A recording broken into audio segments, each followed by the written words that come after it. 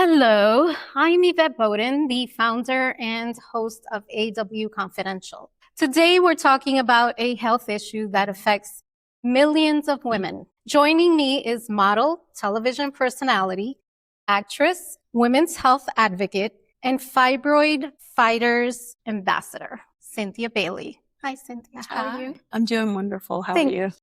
I'm well, thank you. Next to beauty here. Well, look amazing. Thank you. So tonight is about bringing awareness to women's health. Yes. Why was it important for you to lend a voice to this cause? And as I've mentioned to Dr. Yan, I've suffered from fibroids. Yeah. And I have to tell you, I didn't know there were other options. So the work that he's doing and the work that you're doing to spread awareness, we need more of that. Absolutely. Which is why I am here speaking about it tonight still. After having dealt with fibroids for years and years and years, I actually spoke about fibroids and went through my fibroids removal procedure, UFE, years ago on the Real Housewives of Atlanta. And this was during a time when no one on TV was really talking about fibroids. So after sharing that part of my life, which was a struggle, like my entire quality of life was just suffering in every way. And as women, like we do, we just push through anyway.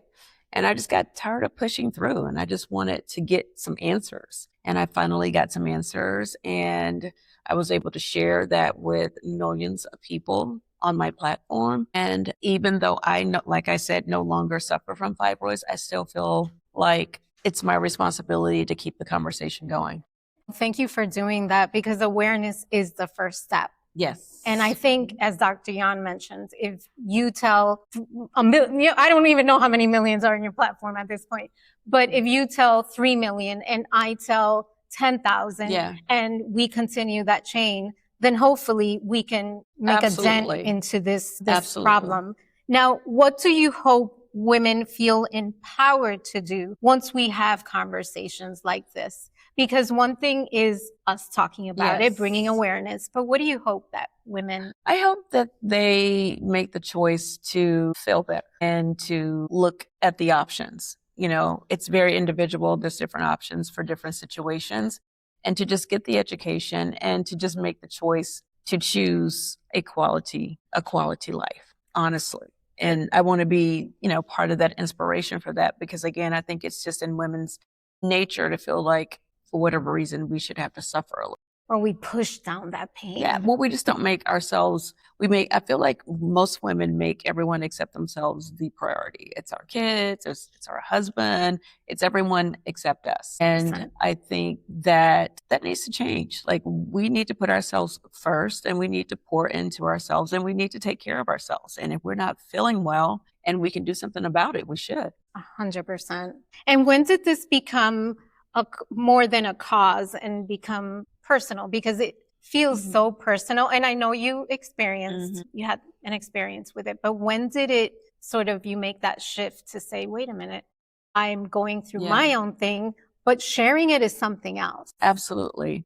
Like you said, for me, it was personal because I lived through fibroids and I just felt like, as a public person, I talk about a lot of different things. I love, women empowerment. I love supporting women. I love the women that support me. And I felt like my health and wellness journey is a huge part of my life, especially at this point in my life. As I get older, it's my number one priority. And anything and all things that affect women, if I have experienced it, I want to give that back and help be a part of helping other women recognize what their issue is and find the answers to rectify it. And I think it's also important to mention, there is a physical aspect, but there's an emotional aspect to this. Absolutely. And a lot of people don't talk about the emotional that much. I mean, physically, we're tired, we're anemic, we're bloated, we don't want to have sex. If we do, it hurts. Like, everything across the board is affected by fibroids. And that,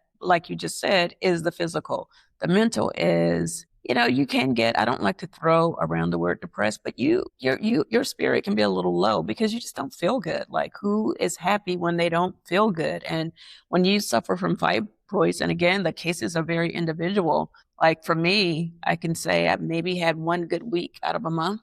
Wow. And that's not enough. It's not a good quality Like of life. I want all my days, I want all my weeks, I want all my hours. And by, dealing with the problem, you actually get your life back, literally. 100%. Wow. Well, I'm glad you got your life back. Yes, yes. I mean, we only get one. And fibroids it is somewhat of an illness in a way. It's something that 100%. literally is sucking the life out of you. It's like one of those things, those illnesses that, people can't really see, but you are experiencing it.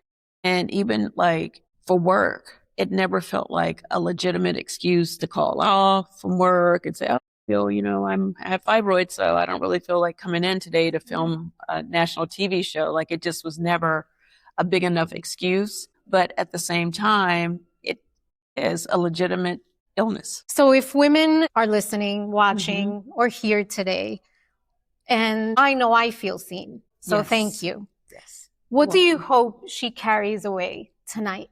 Because I already have. Inspiration, self-worth, strength, motivation. Put That's yourself it. Putting yourself first, feeling deserving, all of those things that we as just not even just women, humans need to live a happy life. 100%.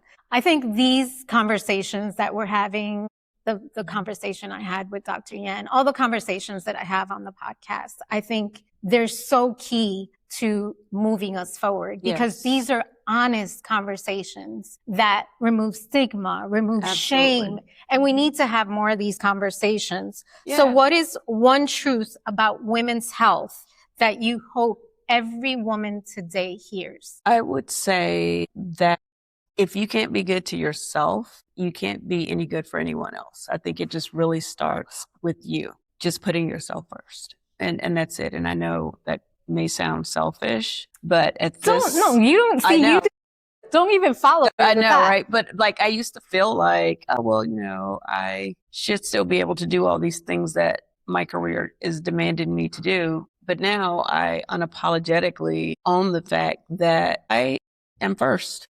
I am worth it. I am worth feeling good. I am worth having a quality life. And I deserve to not have to live with fibroids. Well, we come from a long line of strong women who Absolutely didn't prioritize themselves. No. And my mom actually had fibroids, and probably her mom had fibroids, to be honest, but they just suffered through it. And we don't have to do that anymore. We need to choose not to do that anymore, which is why I love USA Fibroid Centers, because as much as people are learning about fibroids and as much as they do know, there's still so many women out there that are suffering silently who still don't know, which is why we still have to keep the conversation going. Well, as I mentioned to Dr. Yan, he spoke about shrinking the tumor. Mm-hmm. I didn't know that was even an option. UFA. So well, I think this educating ourselves and bringing awareness, this is what we need to be doing and Absolutely. what we will be doing. Absolutely. So thank you for doing the work. And thank you to Fibroid Fighters. Thank you to Dr. Yan. And thank you for joining us today on this episode with Cynthia Bailey. Thank you. Bye.